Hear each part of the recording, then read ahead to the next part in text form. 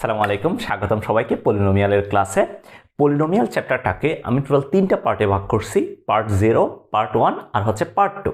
Part 0তে আমরা দেখব পলিনোমিয়ালের যে মূল ম্যাথগুলো আছে, মূল ম্যাথগুলো করার আগে আমাদের কি কি বেসিক দরকার আছে। পার্ট 1 হচ্ছে দ্বিঘাত সমীকরণটা দেখব, এরপরে পার্ট 3 থেকে আমরা ত্রিঘাত সমীকরণে দেখব। আজকে আমার পার্ট 0 এর লেকচার নাম্বার 1, লেকচার নাম্বার 1 এর টপিক নাম্বার 1টা দেখব, বহুপদী কি জিনিস, এটা শর্তটা কি, বহুপদী সমীকরণ কি জিনিস, অর্থাৎ একটা রাশিকে আমি কখন বহুপদী বলতে পারবো, কখন বহুপদী সমীকরণ বলতে পারবো, অর্থাৎ টোটালি যদি কথাটা বলতে চাই তাহলে একটা রাশিকে কখন আমি বহুপদী বলতে পারবো। তো এখানে সংজ্ঞাটা লিখে রাখছি, এক বা একাধিক চলকের ঋণাত্মক পূর্ণসাংখ্যিক ঘাত ও ধ্রুবকের গুণফল সম্বলিত বীজগাণিতিক রাশিকে বহুপদী বলে। আমি জানি এই সংজ্ঞাটা পড়ার পরে হচ্ছে তোমাদের হুঁশ জ্ঞান নাই, কারণ এটা একটু কঠিন করে লেখা, আসলে কিছুই বোঝা যাচ্ছে না ভাইয়া, তো একটু বুঝাই দেন আমরা বহুপদী সমীকরণ বলতে কি বুঝবো। এখানে কি বলতেছে দেখো, এক বা একাধিক চলক থাকতে পারে, নো প্রবলেম, ঋণাত্মক পূর্ণসাংখ্যিক ঘাত, ঋণাত্মক পূর্ণসাংখ্যিক ঘাত, এই কথাটা খুব ইম্পর্টেন্ট। তার মানে এখানে যে চলকগুলো থাকবে ওই চলকের মাথায় যে থাকবে, অর্থাৎ পাওয়ারে যে থাকবে, পাওয়ারটা ঋণাত্মক পূর্ণ সংখ্যা হবে, ঋণাত্মক পূর্ণ সংখ্যা। তার মানে নেগেটিভও হইতে পারবে না, ভগ্নাংশ হইতে পারবে না, জিরো থেকে যে কোনো পজিটিভ পূর্ণ সংখ্যা হইতে পারবে। সো এই টাইপের যদি কোনো রাশি থাকে তখন আমরা ওইটাকে বহুপদী বলতে পারবো। যেমন ফর এক্সাম্পল দেখো, ধরো তোমাকে x square plus 2x plus 3 দিছে, এই রাশিটা দিছে, এটাকে আমরা একটা বহুপদী বলতে পারবো। কারণ কি, এটা x চলক আছে, খুবই সুন্দর কথা, একটাই চলক। এরপর x এর পাওয়ারটা দেখো তো, x এর পাওয়ার হচ্ছে এখানে 2 আর এখানে 1, এটার সাথে যদি ধরি এটার সাথে হচ্ছে x এর পাওয়ার 0, তাহলে দেখো তো x এর যে পাওয়ারগুলো আছে, পাওয়ারগুলো ঋণাত্মক সংখ্যা আছে কিনা, 0, 1, 2 ঋণাত্মক সংখ্যা। সো আমরা বলবো এটা একটা বহুপদী। যদি তোমাকে এটা বলি, ধরো আমি যদি এটা বলতাম তোমাকে x square plus y square plus 2xy plus 5, এটা একটা রাশি বললাম। সো এখানে দেখো দুই চলক বিশিষ্ট আছে x আর y, x এর পাওয়ার এখানে 2, এখানে y এর পাওয়ার 2, এখানে x এর পাওয়ার 1, y এর পাওয়ার 1, এখানে x এর পাওয়ার 0 আর y এর পাওয়ার 0। সো আমি দেখতেছি এখানে প্রত্যেকটা পদে যে চলকটা আছে, চলকের যে পাওয়ারটা আছে, পাওয়ারটা ঋণাত্মক পূর্ণ সংখ্যা, সুতরাং আমরা বলবো এটা একটা বহুপদী। তাহলে আমাদের যদি বলে একটা বীজগাণিতিক রাশি দিয়ে এটা একটা বহুপদী কি বহুপদী নয়, তখন তুমি কি দেখবা, যে চলকগুলো থাকবে প্রত্যেকটা পদের চলক, রিমেম্বার প্রত্যেকটা পদের চলকের ঘাত ঋণাত্মক পূর্ণ সংখ্যা কিনা দেখবা। হয়ে যায় তাহলে এটা একটা বহুপদী হবে, আদারওয়াইজ বহুপদী হবে না।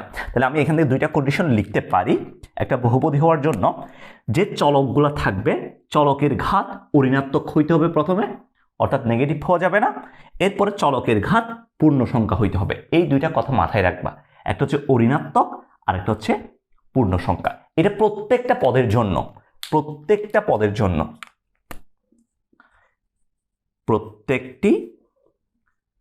পদের জন্য এটা স্যাটিসফাই করা লাগবে। যদি এটা স্যাটিসফাই না করে তাহলে বহুপদী হবে না।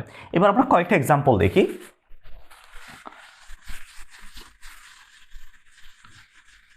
যেমন ধরো আমি তোমাকে বললাম এক্সাম্পল, তোমাকে একটা রাশি দিলাম x square plus 2/x plus 3, এই রাশিটা দিলাম, জিজ্ঞেস করলাম এটা একটা বহুপদী কিনা। তুমি কি বলবা, তুমি দেখ প্রত্যেকটা পদ দেখবা এক্স চলক বিশিষ্ট একটা রাশি, ওকে ফাইন। প্রথম পদে এক্স এর পাওয়ার আছে 2, ঋণাত্মক পূর্ণ সংখ্যা আছে। সেকেন্ড পদে গিয়ে দেখতেছি আমার পাওয়ারটা এইভাবে আছে, এক্স স্কোয়ার 2x - 1 প্লাস 3, এটা হচ্ছে x টু দ্য পাওয়ার 0 আছে। সো এখানে দেখতেছি সেকেন্ড পদে এক্স এর পাওয়ারটা নেগেটিভ চলে আসছে, -1 চলে আসছে। যেহেতু -1, তার মানে এটা একটা বহুপদী হবে না, এটা বহুপদী নয়। সেজন্য বারবার বলতেছি, প্রত্যেকটা পদের এক্স এর পাওয়ার, অর্থাৎ যে চলক থাকবে চলকের পাওয়ার যদি ঋণাত্মক পূর্ণ সংখ্যা হয় তাহলে বহুপদী হবে, আদারওয়াইজ বহুপদী হবে না। এরপর আরেকটা দেখো, যদি তোমাকে এটা দেয় 2x to the power 5 plus 3x cube plus 6x equals to 6x, এটা দিছে ধরো তোমাকে, জিজ্ঞেস করছে এটা একটা বহুপদী কিনা। সো দেখি এক্স এর পাওয়ারগুলো দেখি, জাস্ট 5 দেওয়া আছে, এক্স এর পাওয়ারটা এখানে 3 দেওয়া আছে, এক্স এর পাওয়ার এখানে 1 দেওয়া আছে, প্রত্যেকে ঋণাত্মক পূর্ণ সংখ্যা। সো এটা একটা বহুপদী হবে, রাইট। এরপরে যদি এইটা দেয় 2x to the power 5 y to the power 4 plus 3x square y minus 1 plus 4x cube, এরপরে দিছে হচ্ছে y স্কোয়ার, এই রাশিটা দিছে। এখন জিজ্ঞেস করছে এটা একটা বহুপদী কিনা। খেয়াল করো, প্রথম পদে x এর পাওয়ার অর্থাৎ চলক হচ্ছে এখানে xy, x এর পাওয়ার 5 y এর পাওয়ার 4, সেকেন্ড পদে x এর পাওয়ার 2 y এর পাওয়ার -1, এখানে x এর পাওয়ার 3 y এর পাওয়ার হচ্ছে 2। সো এই 2 নাম্বার পদে গিয়ে একটা চলকের ঘাত নেগেটিভ হয়ে গেছে, যেটা আমাদেরকে কন্ডিশন স্যাটিসফাই করে না। সো কন্ডিশন যেহেতু স্যাটিসফাই করতেছে না, তার মানে এটা বহুপদী হবে না, বহুপদী হবে না। ঠিক আছে, এইবার আসো তোমাদের যেখানে ভুল হয় ওইটা একটু বলি। ধরো তোমাকে আমি দিলাম 2x + 3, এটা একটা বহুপদী কি নাকি বহুপদী না জিজ্ঞেস করলাম, তুমি কি বলবা? ভাইয়া এখানে দেখতেছি প্রথম পদে x এর পাওয়ার 1, এরপর x এর পাওয়ার 0 0। সো যেহেতু x এর ঘাত আমাদের ঋণাত্মক পূর্ণ সংখ্যা, সুতরাং এটা একটা বহুপদী হবে, রাইট, বহুপদী হবে। এরপরে যেটা দেখাবো, বিশ্বাস করো রাসেল ভাই, তুমি এটার জন্য প্রস্তুত ছিলে না মোটেও। দেখো এরপরে ধরো আমি তোমাকে দিলাম 5, জাস্ট একটা সংখ্যা দিলাম এই 5, জিজ্ঞেস করছি এই 5টা কি বহুপদী নাকি বহুপদী না, তুমি কি বলবা?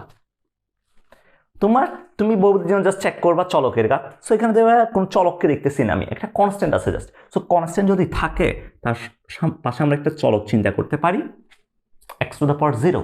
সো এখন দেখো চলকের ঘাত 0 0 একটা কি সংখ্যা? ঋণাত্মক পূর্ণ সংখ্যা। সো যেহেতু ঋণাত্মক পূর্ণ সংখ্যা দেওয়া আছে, আমরা বলতে পারবো 5 একটা বহুপদী। 5 একটা কি বহুপদী। সেজন্য এটা ভুল হওয়ার একটু পসিবিলিটি আছে, সবাই দেখে নিবা। হচ্ছে যে কোনো পজিটিভ পূর্ণ সংখ্যা, যে কোনো পজিটিভ ঋণাত্মক সংখ্যা দিতে পারো, যে কোনো পজিটিভ না, যে কোনো নাম্বার, যে কোনো পূর্ণ সংখ্যা, যে কোনো নাম্বার, যে কোনো বাস্তব সংখ্যা দিলেও হবে, যে কোনো, শুধু পজিটিভ যে হবে তা না, যে কোনো বাস্তব সংখ্যা, জাস্ট বাস্তব সংখ্যাটা দেওয়া আছে, যে কোনো বাস্তব সংখ্যা অবশ্যই বহুপদী হবে, অবশ্যই বহুপদী হবে। এই কথাটা যারা বুঝো নাই তারা একটু খেয়াল করো। যে কোনো বাস্তব সংখ্যা বলতে কি বোঝাচ্ছে? যেমন আমি যদি তোমাকে ধরো হাফ একটা বহুপদী কিনা জিজ্ঞেস করছি, তুমি কি নিবা? হাফের পাশে কাকে চিন্তা করবা? x to the power 0 কে। বহুপদীর জন্য এখানে কে গুণ আকারে থাকতেছে, সহগ কি থাকতেছে, এইটা ম্যাটার না। ম্যাটার হচ্ছে চলকের ঘাত, চলকের ঘাতটা ঋণাত্মক পূর্ণ সংখ্যা কিনা। সো আমি এখানে দেখতেছি চলকের ঘাতটা ঋণাত্মক পূর্ণ সংখ্যা আছে, সেজন্য এটা একটা বহুপদী হবে। যদি তোমাকে -2 দিই তাহলে -x to the power 0, চলকের ঘাতটা ঋণাত্মক পূর্ণ সংখ্যা আছে, সো এটা একটা বহুপদী হবে। সেজন্য বলছি যদি যে কোনো বাস্তব সংখ্যা তোমাকে দিই, যেমন আমি তোমাকে বলতে পারি -10.2, এটা বহুপদী কিনা? অবশ্যই বহুপদী। যদি তোমাকে জিজ্ঞেস করি 10 বহুপদী কিনা? অবশ্যই বহুপদী। যদি তোমাকে জিজ্ঞেস করি 2/5 বহুপদী কিনা? অবশ্যই বহুপদী। তাহলে আমি বাস্তব সংখ্যা রেখায় বসাইতে পারবো এরকম যে কোনো নাম্বার, জাস্ট নাম্বারটা দিয়ে দিছে, জিজ্ঞেস করছে এটা বহুপদী কিনা, অবশ্যই কি হবে? বহুপদী হবে। তাহলে আশা করি এই বহুপদীর যে ডেফিনেশনটা আছে, এই ডেফিনেশনে তোমাদের আর ভুল হবে না। জাস্ট তোমরা কি করবা, একটা যখন রাশি দিয়ে দিবে, ওই রাশির যে চলক থাকবে, চলকের পাওয়ারটা চেক করবা। পাওয়ারটা যদি ঋণাত্মক পূর্ণ সংখ্যা হয়, ঋণাত্মক পূর্ণ সংখ্যা মানে হচ্ছে 0 থেকে শুরু করে পজিটিভ যে কোনো পূর্ণ সংখ্যা যদি হয়, তাহলে বহুপদী হবে, আদারওয়াইজ বহুপদী হবে না। এরপরে আসো ভাই, বহুপদীর সমীকরণ জিনিসটা কি? বহুপদী সমীকরণ ব্যাপারটা কি? তার আগে আমি বহুপদীর যে জেনারেল ফর্মটা আছে, জেনারেল ফর্মটা একটু দেখাই। বহুপদীর জেনারেল ফর্ম,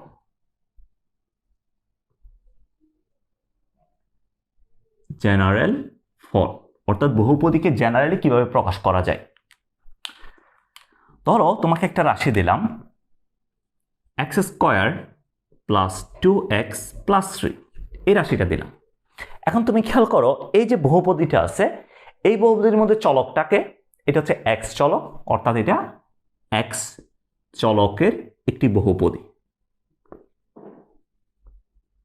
x চলকের একটি বহুপদী। এখন এই ব্যাপারটাকে যদি আমরা জেনারেলি প্রকাশ করতে চাই কিভাবে লিখব? আমাদের বহুপদীকে প্রকাশ করা হয় p দ্বারা, পলিনোমিয়াল থেকে p আসছে।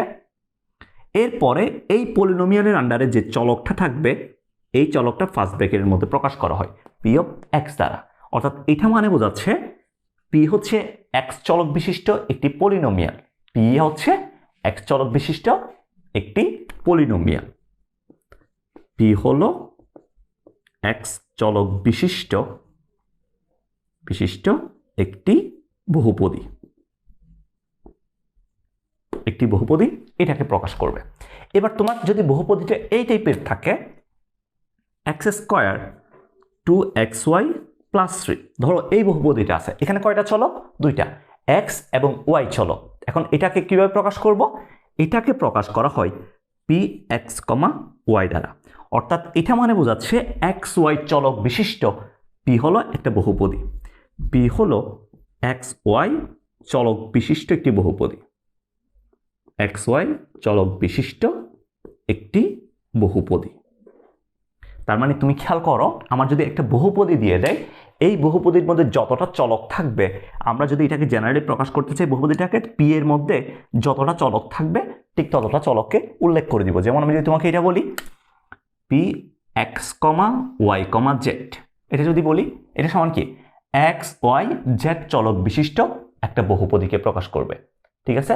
তাহলে যদি আমরা বহুপদীকে জেনারেলি প্রকাশ করতে চাই তাহলে কি বলবো?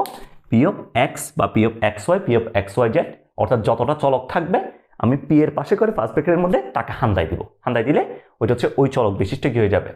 বহুপদী হয়ে যাবে। এবার আসো বহুপদী সমীকরণ কি জিনিস? হোয়াট ইজ বহুপদী সমীকরণ? আমরা রাশি এবং সমীকরণ এই দুটো জিনিসের মধ্যে পার্থক্য বুঝি কিনা? রাশি হচ্ছে তোমাকে একটা সাইড দেওয়া থাকবে, যেমন আমরা বাম সাইড ডান সাইড বলি না, জাস্ট একটা সাইড দেওয়া থাকবে, হয় বাম সাইড দেওয়া থাকবে না হয় ডান সাইড দেওয়া থাকবে। রাশির ক্ষেত্রে আসলে বাম সাইড কোনটা ডান সাইড কোনটা ওইটা তুমি ডিসাইড করতে পারবা না। বাট সমীকরণ যখন তোমাকে বলবে, সমীকরণের দুইটা সাইড মাস্ট থাকবে, একটা হচ্ছে সমীকরণের বাম সাইড আর একটা হচ্ছে সমীকরণের ডান সাইড। সমীকরণ এবং রাশির মধ্যে মেইন পার্থক্য হচ্ছে এটা, রাশি হচ্ছে একটা যে সাইড থাকবে আর সমীকরণের মধ্যে সমান দিয়ে দুইটাই সাইড থাকবে। সো একটা পলিনোমিয়াল সমীকরণ বা বহুপদী সমীকরণ আমি কখন বলতে পারবো? বহুপদী সমীকরণ যেমন একটা বহুপদী নিলাম, ধরো x square plus 2x plus 3। তোমাকে যদি আমি জিজ্ঞেস করি এতটুকু কি জিনিস, এই যে এতটুকু পর্যন্ত যদি জিজ্ঞেস করি, এটা জাস্ট একটা বহুপদী, এটা কিন্তু বহুপদী সমীকরণ নয়, এটা জাস্ট একটা বহুপদী।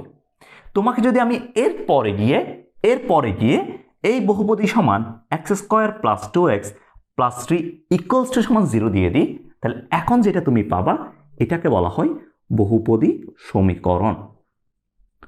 বহুপদী সমীকরণ। তাহলে একটা বহুপদীকে এক পাশে ইকুয়াল দিয়ে যদি 0 করে দিই, তখন ওই বহুপদীটাকে আমরা কি বলবো? বহুপদী সমীকরণ বলবো। যেমন তোমাকে যদি একটা বহুপদী p দেওয়া থাকে, p অফ x দেওয়া থাকে, p অফ x হচ্ছে x চলক বিশিষ্ট একটা বহুপদী, তাহলে আমরা যখন p of x equals to 0 লিখবো, p of x equals to 0, তখন এটাকে আমরা বলবো বহুপদী সমীকরণ। এটাকে আমরা বলবো বহুপদী সমীকরণ। অর্থাৎ একটা বহুপদী সমীকরণ যখন তুমি বলবা, তখন এক পাশে 0 থাকবে, বাকি সবগুলা আরেক পাশে থাকবে। এক পাশে 0, বাকি সবগুলা আরেক পাশে থাকবে। যদি তোমাকে এটা বলি p of x y, equals to 0, এটা হচ্ছে দুই চলক বিশিষ্ট একটা বহুপদী সমীকরণ। যদি এটা বলি px, y, z equals to 0, তাহলে এটা হচ্ছে তিন চলক বিশিষ্ট একটা বহুপদী সমীকরণ। ঠিক আছে? তাহলে বহুপদী আর বহুপদী সমীকরণের মধ্যে পার্থক্যটা বোঝা গেছে। যদি জাস্ট p অফ x বলি, যেখানে x এর পাওয়ারটা অবশ্যই ঋণাত্মক পূর্ণ সংখ্যা, জাস্ট ওইটা একটা বহুপদী। যখন p of x equals to 0 বলবো, তখন এটা হচ্ছে বহুপদী সমীকরণ। যেমন পার্থক্যগুলো দেখো, ধরো আমি তোমাকে বললাম x square plus 2x plus 3 equals to 0, এটা একটা বহুপদী সমীকরণ কিনা জিজ্ঞেস করলাম, তুমি কি বলবা? প্রথমে এখানে 0 ছাড়া এক পাশে যেগুলো আছে, প্রথমে তাদের পদের প্রত্যেকটা পদের চলকের ঘাতগুলো চেক করবা। দেখো চেক করো, 2 আছে, এখানে হচ্ছে -1, এখানে 0। সো এই পদে আমাদের x এর ঘাতটা নেগেটিভ হয়ে গেছে, সেজন্য এটা বহুপদী সমীকরণ হবে না। এটা জাস্ট একটা সমীকরণ, বাট বহুপদী সমীকরণ নয়। এটা হচ্ছে জাস্ট সমীকরণ, জাস্ট এক চলকের একটা সমীকরণ, বাট কিন্তু বহুপদী সমীকরণ নয়। বহুপদী সমীকরণ নয়, বহুপদী সমীকরণ নয়। ওকে, তাহলে যদি তোমাকে বলে যে কোনো একটা বহুপদী সমীকরণ, যেমন আরেকটা দেখাই, ধরো তোমাকে বললো x² plus 2xy plus 3 equals to 5, বলছে এটা একটা বহুপদী সমীকরণ কিনা তুমি বলো। তখন তুমি কি করবা, এক পাশে 0 রাখবা, বাকি সবগুলোকে আরেক পাশে নিয়ে আসবা। x² plus 2xy plus 3 minus 5 equals to 0। তাহলে x² প্লাস 2xy এরপর হচ্ছে -2 ইকুয়ালস টু 0। এখন তুমি প্রত্যেকটা পদের চলকের ঘাত চেক করো। প্রথমটার জন্য 2, এরপরটার জন্য 1, এটার জন্য 1, এটার জন্য 0। তাহলে আমি দেখতেছি এখানে প্রত্যেকটা পদে কি ঋণাত্মক পূর্ণ সংখ্যা, তার মানে এটা একটা বহুপদী সমীকরণ হবে। তাহলে এখানে যে সমীকরণটা দিলাম এটা একটা বহুপদী সমীকরণ, বহুপদী সমীকরণ, বহুপদী সমীকরণ। ঠিক আছে, এবার একটা ওভারভিউ দিই বহুপদী সমীকরণ আর বহুপদী নিয়ে। খেয়াল করো, জেনারেলি যেগুলো লিখছিলাম জেনারেল ফর্ম দিয়েই বলবো। p of x এটা হচ্ছে একটি বহুপদী, x চলকের একটি বহুপদী হবে, একটি বহুপদী যেখানে প্রত্যেকটি পদে x চলকের ঘাত গ্রেটার দেন অর ইকুয়াল 0 হবে। তাহলে যদি প্রত্যেকটা পদে x চলকের ঘাত গ্রেটার দেন অর ইকুয়াল 0 হয়, তাহলে এখানে যে x চলক বিশিষ্ট যে রাশিটা থাকবে ওইটাকে আমরা p of x বলতেছি। p of x একটা কি হবে, বহুপদী হবে। তাহলে p of x equals to 0, এটা একটা কি সমীকরণ, এটা হচ্ছে বহুপদী সমীকরণ, বহুপদী সমীকরণ। ওকে, তাহলে বহুপদী সমীকরণ হওয়ার আগে এই যে 0 ছাড়া এই পাশ যেটা থাকবে এটাকে অবশ্যই বহুপদী হইতে হবে। এই জিনিসগুলো একটু মাথায় রাখবা। আমি একটু হচ্ছে ভেঙে পড়াইছি, কারণ এটা অনেক সময় তোমাদের ভুল হয়ে যায়, কোনটা বহুপদী কোনটা বহুপদী নয়। যেহেতু আমাদের চ্যাপ্টারটাই হচ্ছে বহুপদী নিয়ে, তার মানে আমরা বহুপদী যে রাশিগুলো থাকবে ওইগুলো নিয়ে আলোচনা করব। ঠিক আছে, সো আজকের ক্লাস এ পর্যন্ত থাকবে। আমরা জাস্ট বহুপদী আর বহুপদীর সমীকরণটা চিনলাম। নেক্সট ক্লাসে আমরা আমাদের ভাগশেষ উপপাদ্য যেটা আছে ভাগশেষ উপপাদ্য নিয়ে জানবো। তার আগে অবশ্যই একটা সমীকরণ থেকে যে মূল বের হয় এই মূলগুলো নিয়ে জানবো। সবাই ভালো থাকবা। আজকের ক্লাসে পর্যন্ত, আল্লাহ হাফেজ, টাটা।